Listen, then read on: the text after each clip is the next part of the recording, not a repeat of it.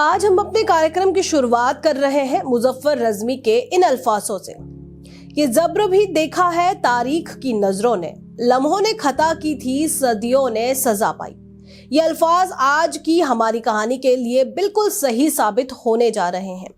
आज हम बात कर रहे हैं उस घटना की जिसने दुनिया का भविष्य बदल दिया और लिख दिया विश्व धरातल पर काला इतिहास। वो घटना जिसने जापान की साम्राज्यवादी सोच पर तंज कसे, अमेरिका के पूंजीवादी सोच को कहीं कटघरे में खड़ा कर दिया और इंग्लैंड को एकता का पाठ पढ़ाया। आपको ले चलते हैं विश्व इतिहास की दो तारीखें, 6 और 9 अगस्त 1945 के दिन।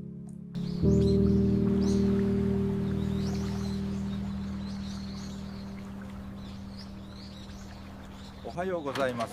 はい、おはようさん。いってらっしゃい。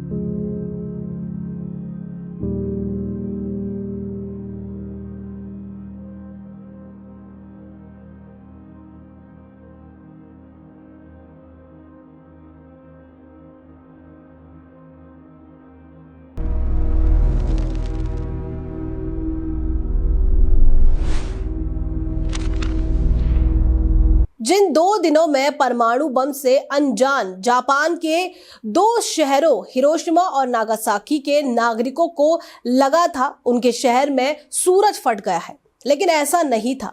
ये विकसित सभ्य और मुट्ठी भर लोगों का निर्णय तथा एक महाशक्ति द्वारा निर्मित कृत्रिम सूरज था, जिसकी आग में लाखों निर्दोष लोग भाप बनकर उड़ गए और मानवता झुलस गई थी। और आज भी दुनिया ऐसे ही अनगिनत कृत्रिम सूरज की लपटों से घिरी हुई है। हाँ, ये बिल्कुल सच है। दुनिया भर में ऐसी अनगिनत घटनाएं हैं जिनका प्रभाव न सिर्फ तत्कालीन विश्व बल्कि सदियों तक देखा जाता रहा है। जब भी अगस्त माह आता है या परमाणु हथियारों की बढ़ती तादाद पर विमर्श होता है, तो जापान के 2 शहर हिरोशिमा और नागासाकी की दिल दहलाने वाली तस्वीरें जरूर याद आ जाती हैं। इसी घटना की स्मृति में 6 अगस्त को हिरोशिमा दिवस और 9 अगस्त को नागासाकी दिवस भी मनाया जाता है। इन विध्वंसक घटनाओं के बाद भी आज दुनिया युद्ध और हिंसा में संलग्न है और परमाणु हथियारों के ढेर पर बैठी हुई है। हाल ही रूस द्वारा दी गई परमाणु हमले की धमकी, दुनिया भर में बढ़ती हिंसा की घटनाएं और हथियारों को इकट्ठा करने की होड़ के बीच हमारे सामने ये प्रश्न बार बार आता है कि हम हिरोशिमा और नागासाकी की घटनाओं से क्या सबक सीख पाए हैं। आज इन दोनों शहरों के इस तबाही के मंजर को पूरे तथ्य और घटना चक्र के माध्यम से समझते हैं। द्वितीय विश्व युद्ध में संघर्षरत जापान के हिरोशिमा शहर के लिए 6 अगस्त 1945 की सुबह एक सामान्य सी सुबह थी। सुबह 8 बजे खुले आसमान में अमेरिकन बोइंग B-29 विमान दिखाई दिया और उसके 15 मिनट बाद अर्थात 8:15 पर कुछ गिरता हुआ दिखाई देता है। ये कोई सामान्य चीज नहीं थी, बल्कि परमाणु बम था जिससे दुनिया अब तक अनजान थी। ये यूरेनियम बम था जिसका नाम था लिटिल बॉय था। परमाणु बम गिराए जाने के बाद हिरोशिमा शहर की तस्वीर बदल चुकी थी और इस बम के लगभग 4000 डिग्री सेल्सियस तापमान के प्रभाव से अधिकांश सजीव और निर्जीव भाप बनकर उड़ गए। इस बम से लगभग 80,000 लोग मारे गए और बहुत संख्या में लोग हताहत हुए। 9 अगस्त 1945 को दक्षिणी जापान के बंदरगाह नगर नागासाकी पर 11:01 पर 6.4 किलो का प्लूटोनियम 239 बम गिराया गया, जिसका नाम था फैट मैन। दोनों शहरों में परमाणु बम से लगभग 2 लाख लोग मारे गए और ये परमाणु हमला आने वाली पीढ़ियों के लिए दर्दनाक स्मृतियों का अवशेष भी छोड़ गया। हिरोशिमा और नागासाकी की घटना सामान्य घटना नहीं थी। इसके अवशेष को इतिहास में खोजा जा सकता है। इतिहास हमें कोई छूट नहीं देता है। यदि किसी भी राष्ट्र द्वारा कोई भी फैसला लिया जाता है तो उसकी जनता उसके नतीजे से नहीं बच सकती है। सामान्य रूप से हम इसे अन्यायपूर्ण भी कह सकते हैं, लेकिन इतिहास सिर्फ न्यायपूर्ण हो इसके लिए हम आखिर किसे जिम्मेदार ठहरा सकते हैं। वास्तविकता बहुत से धागों से मिलकर बुनी गई होती है और हिरोशिमा तथा नागासाकी की घटनाओं के पीछे भी ऐसे कई धागे हैं जिनके बारे में जानना बेहद जरूरी है। हिरोशिमा और नागासाकी की घटना की जड़ें पूरी तरीके से द्वितीय विश्व युद्ध से जुड़ी हुई है। 1939 में हिटलर ने पोलैंड पर आक्रमण कर दिया। द्वितीय विश्व युद्ध की शुरुआत में ध्रुवीय राष्ट्र के रूप में जर्मनी, इटली और जापान तथा मित्र राष्ट्र के रूप में सोवियत संघ, ग्रेट ब्रिटेन तथा संयुक्त राज्य अमेरिका सामने आते हैं। प्रथम विश्व युद्ध के निराशाजनक अनुभवों की वजह से अमेरिका द्वितीय विश्व युद्ध से दूरी बनाए रखना चाहता था। वो यूरोप और एशिया में किसी भी प्रकार का हस्तक्षेप नहीं करना चाहता था। लेकिन जब जापान ने 7 दिसंबर 1941 को अमेरिका के मिलिट्री बेस पर्ल हार्बर पर हमला किया तो अमेरिका इस विश्व युद्ध में शामिल हो गया। पर्ल हार्बर पर हमला कोई तत्कालिक निर्णय नहीं था, बल्कि जापान की साम्राज्यवादी प्रवृत्ति का परिणाम था, क्योंकि जापान की निगाह कई उपनिवेशकों पर थी और वो ग्रेटर एशिया के विचार पर काम कर रहा था। इटली और जर्मनी की पराजय के बाद भी जापान ने आत्मसमर्पण नहीं किया।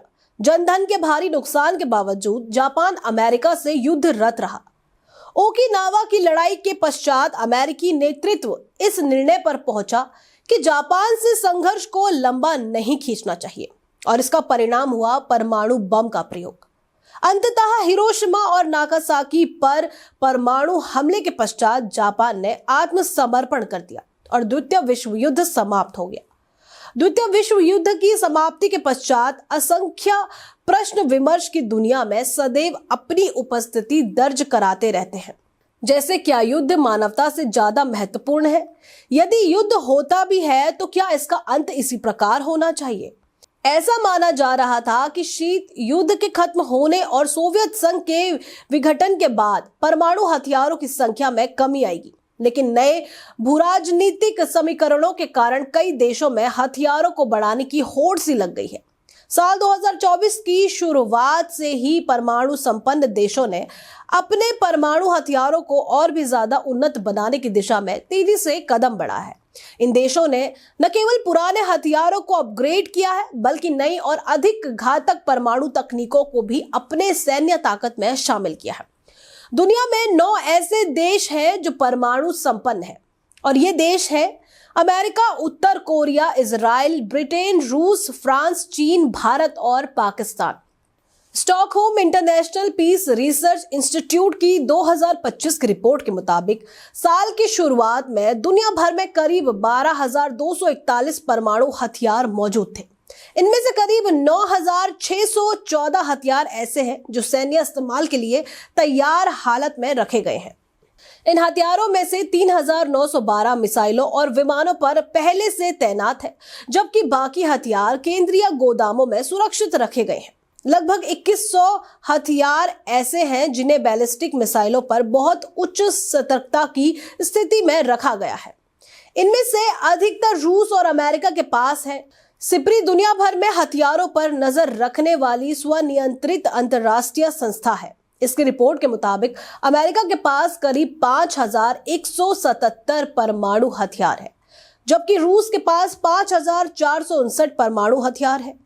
याद रहे कि साल 2010 में अमेरिका और रूस के बीच न्यू स्टार्ट समझौता हुआ था, जो कि परमाणु हथियारों की सीमाएं तय करता है, परंतु यह समझौता 2026 में खत्म हो जाएगा यदि इसे फिर से नहीं बढ़ाया गया।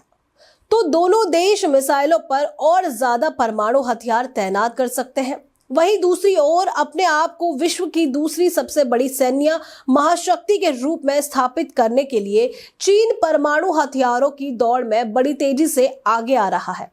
सिप्री की रिपोर्ट के अनुसार उसके पास अब कम से कम 600 परमाणु हथियार हैं। 2023 से वो हर साल औसतन 100 नए हथियार जोड़ रहा है। अगर यही रफ्तार बनी रही तो उसके पास अमेरिका और रूस जैसी इंटरकॉन्टिनेंटल ताकत हो सकती है। साल 2024 में भारत के परमाणु हथियारों की संख्या में भी बढ़ोतरी हुई है। जानकारों का मानना है कि चीन और पाकिस्तान द्वारा हाल ही में जिस तरह से नए एवं अत्याधुनिक परमाणु हथियार विकसित किए गए हैं, उसकी वजह से भारत ने भी अब अपने हथियार के जखीरे को बढ़ाना शुरू कर दिया है। भारत के पास कुल 180 परमाणु हथियार है। इसके अलावा कुछ नई मिसाइलें विकसित की गई हैं, जिनमें से कुछ कैनिस्टराइज्ड तकनीक से लैस है, मतलब इन्हें शांति काल में भी तैनात रखा जा सकता है। इनमें से कुछ मिसाइलें एक साथ कई परमाणु हथियार ले जाने में भी सक्षम है। दुनिया के बीते 100 सालों के इतिहास में हुई मानव निर्मित त्रासदियों की सूची में अमेरिका द्वारा द्वितीय विश्व युद्ध में जापान के हिरोशिमा और नागासाकी पर किया गया परमाणु हमला सबसे ऊपर आएगा। इस एक हमले ने न केवल एक झटके में हजारों बेगुनाहों की भयावह रूप से जान ले ली, बल्कि पूरी दुनिया की राजनीति को अप्रत्याशित रूप से बदल कर रख दिया। 8 दशक बाद जब हम इस घटना को याद करते हैं तो यह सवाल उठना वाजिब है कि क्या आज हमारी दुनिया परमाणु खतरे या कहे कि परमाणु उन्माद से पूरी तरह सुरक्षित है, या उसके विपरीत हम आज परमाणु हमला होते हुए देखने के और निकट आते जा रहे हैं। क्या हम परमाणु हथियारों के उन्मूलन को लेकर वाकई गंभीर है, या फिर इसका ध्यान बस 6 अगस्त को हिरोशिमा दिवस मनाने तक ही सीमित है? बावजूद इसके कि सारी दुनिया परमाणु हथियारों से मानवता पर उत्पन्न खतरे को पूरी तरह समझती है, फिर भी देशों में परमाणु हथियार बनाने और जमा करने की होड़ सी लगी है। दरअसल ये विषय अपने आप में बहुआयामी और जटिल है। इस विरोधाभास का कोई सीधा सा हल नहीं है। आज के 2 संघर्षों, रूस यूक्रेन युद्ध और इजराइल ईरान युद्ध के एक बार फिर आत्मरक्षा के लिए परमाणु हथियारों की प्रासंगिकता की बहस को मुख्यधारा में ला दिया है। कई विद्वानों का मानना है कि यदि सोवियत संघ के विघटन के बाद यूक्रेन ने अपने परमाणु हथियार रूस को नहीं दिए होते और यदि ईरान परमाणु हथियार बना चुका तो शायद उन दोनों के ऊपर हमला नहीं होता। आज हिरोशिमा और नागासाकी सिर्फ जापान के 2 शहर नहीं हैं, बल्कि वे पूरी मानवता की चेतावनी है। वे हमें याद दिलाते हैं कि जब सत्ता, अहंकार और रणनीति इंसानियत से ऊपर रख दी जाती है तो उसका अंजाम सिर्फ विनाश होता है। परमाणु हथियार सुरक्षा का भ्रम तो दे सकते हैं, लेकिन स्थायी शांति नहीं। ये ताकत नहीं, बल्कि सभ्यता के अस्तित्व पर टंगी तलवार है। हिरोशिमा में फटा वो बम जिसने सिर्फ इमारतों को नहीं जलाया, उसने इंसान के विवेक को भी झकझोर दिया था। आज 8 दशक बाद भी दुनिया वही सवाल पूछ रही है। क्या हम हथियारों से सुरक्षित हैं या हथियारों से डरे हुए हैं? क्या हम शांति चाहते हैं या शक्ति का प्रदर्शन? क्या इतिहास से सबक सीखा गया है या वही गलतियां दोहराई जा रही हैं? अगर आज भी राष्ट्र अपने भविष्य को बमों के साए में ढूंढेगा तो आने वाली पीढ़ियां हमें माफ नहीं करेंगी। हिरोशिमा की राख हमें सिर्फ दर्द नहीं देती, वो जिम्मेदारी भी सौंपती है कि युद्ध नहीं संवाद चुना जाए, कि विनाश नहीं विकास चुना जाए, कि परमाणु शक्ति नहीं मानवीय शक्ति सबसे ऊपर हो। और इसी संदेश के साथ हम आपसे विदा लेते हैं। ताकत हथियारों में नहीं, इंसानियत में होती है। इतिहास हमें डराने नहीं, सुधारने आता है। ऐसी ही जानकारी के लिए बने रहिए हमारे साथ।